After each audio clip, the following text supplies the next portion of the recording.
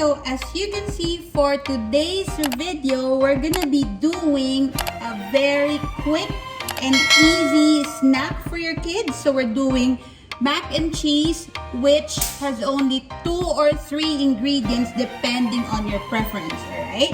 But for us, because Zion wants to have milk, then we're doing the 3 ingredient macaroni and cheese, okay? So basically our ingredients, of course, we have here the boiled macaroni noodles, right? So this has already been boiled and drained. And then I have here cheese. So I'm using this Cheese Whiz na original, right? And then, so you can already go with the macaroni and just the cheese and mix them together, but because Zion likes milk with it, so I have here Selecta 45 milk is the one that I've used. So I have here milk na microwave ko na, okay? So the only thing that we need to do is mix these 3 ingredients together. Like what I've said, you can do 2 ingredients lang with the macaroni and cheese, okay? So let's mix them.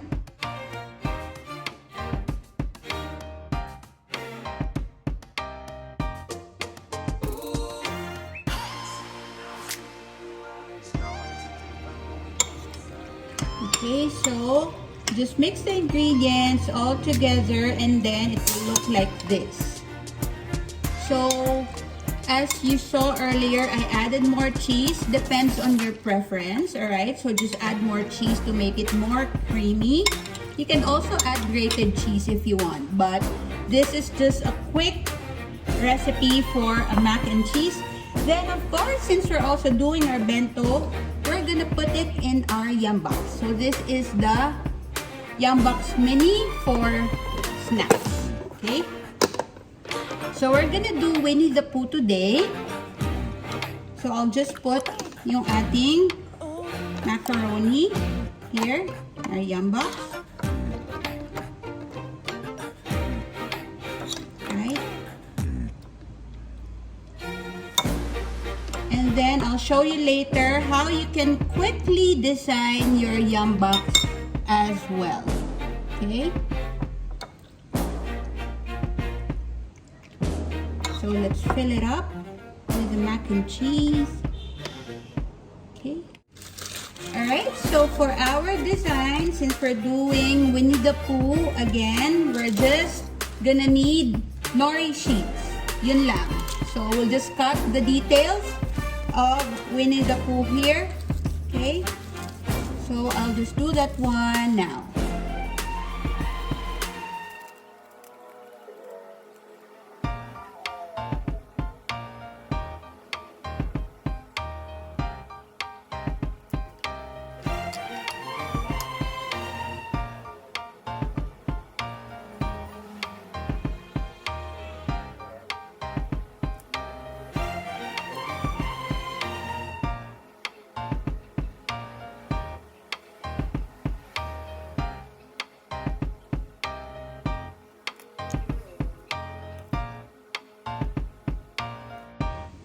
Okay, so this is what I cut sa ating nori sheet. So, just cut 2 circles, 2 round shapes, and then 1 oblong shape for the nose, and then just 3 curved lines, 1 for the nose, and then 2 for the eyebrows. Okay, so we'll put together our bento.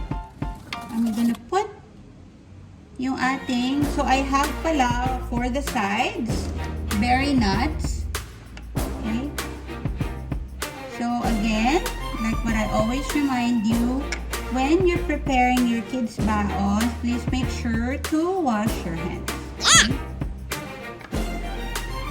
So I'm just putting the sides first para madali na nating ilalagay na lang on top later yung nori para hindi siya mag-melt agad. Okay?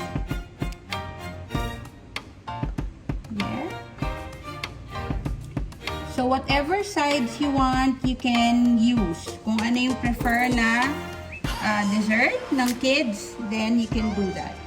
This is what we've got here. And then, I also have strawberry gummies here. So, I'll put it in the middle compartment. So, again, this is the mini yum box. Perfect for your kids' snacks. And then, I've got here, of course, yung ating bento picks. So, I'll just spell out whose name here in the middle. Okay, just stick it there.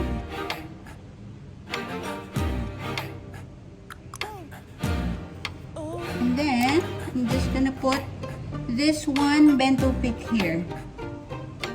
Just insert it there. And then, we'll put na yung kinat natin na nori sheets, okay?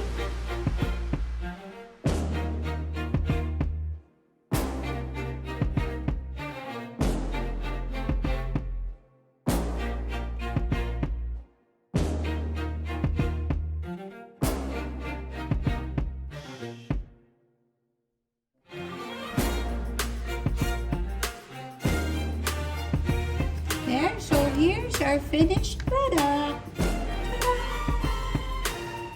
So, there you go. So, it's very easy.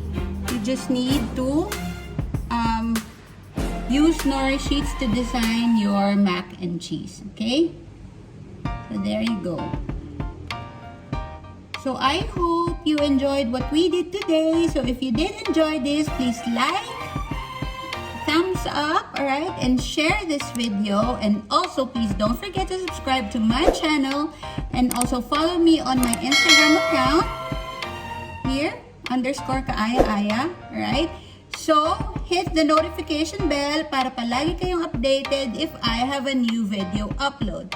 Thank you for watching, guys. See you on my next vlog. Bye from Winnie the Pooh.